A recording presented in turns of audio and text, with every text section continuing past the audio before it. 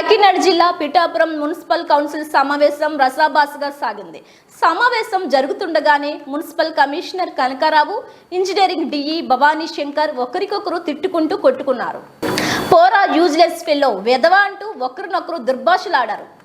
ఒకరినొకరు కలబడి కొట్టుకోవడంతో కౌన్సిలర్లు, సిబ్బంది ఇద్దరిని విడదీశారు. అధికారుల తీరు చూసి కౌన్సిలర్లు నివ్వెరపోయారు.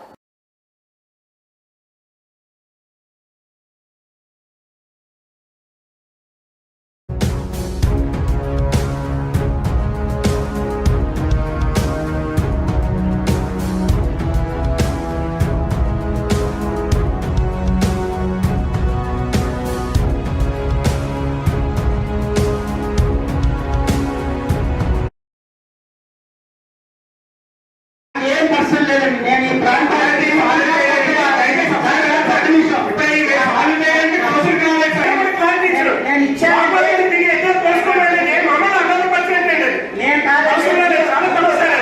నేను కాదండి, నేను క్లియర్ ఉంటున్నాను. దయచేసి రిపీట్ అవ్వకూడదండి.